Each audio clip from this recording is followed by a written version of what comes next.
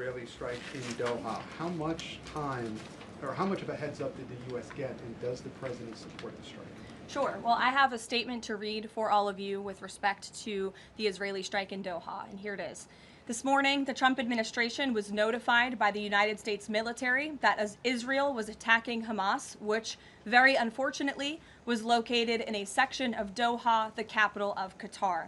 Unilaterally bombing inside Qatar, a sovereign nation and close ally of the United States that is working very hard and bravely taking risks with us to broker peace, does not advance Israel or America's goals.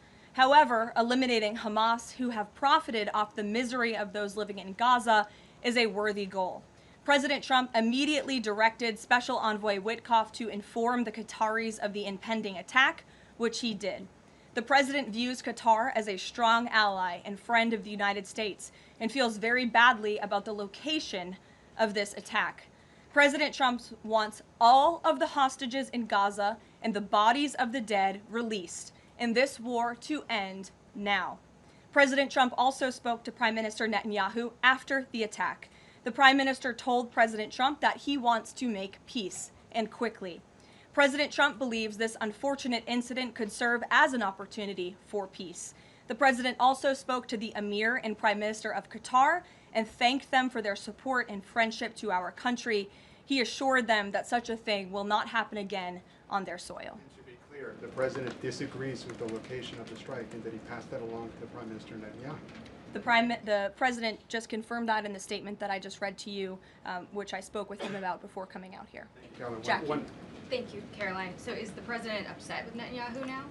The president made his thoughts and concerns about this very clear, and he spoke again both to Prime Minister Netanyahu and also the Emir and the Prime Minister of Qatar after this attack. And the president has always made it very clear that he wants peace in the Middle East, just like he sought that and accomplished that in his first term.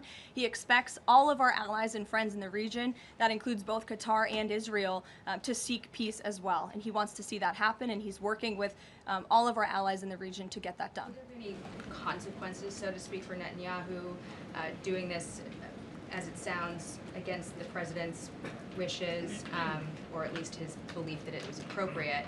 Is there going to be any directive from the president to Netanyahu in terms of what's allowed in the future? And also, is there any concern this could jeopardize the Abraham Accords? Look, that's a decision only the president can make. With respect to your first question, to answer your second question, as you heard from the president, he said he believes that this can serve as an opportunity for peace, and he's still actively and aggressively pursuing it with all of our allies and partners in the region. Jennifer. Just to follow up on that, Caroline, are you able to say how often the president spoke to the Prime Minister of Israel before this? Because that's one question. And then what did he mean on Sunday when he posted, "I've given my last warning to Hamas," etc.? He wasn't talking about this strike on Doha? No, he was not.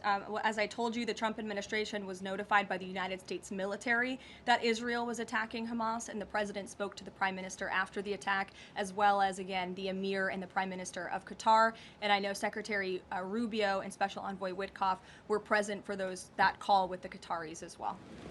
Reagan. Thanks, Caroline. I have two questions for you on crime crackdown. Sure. Democrats have tried to argue that red states have higher crime rates while overlooking problems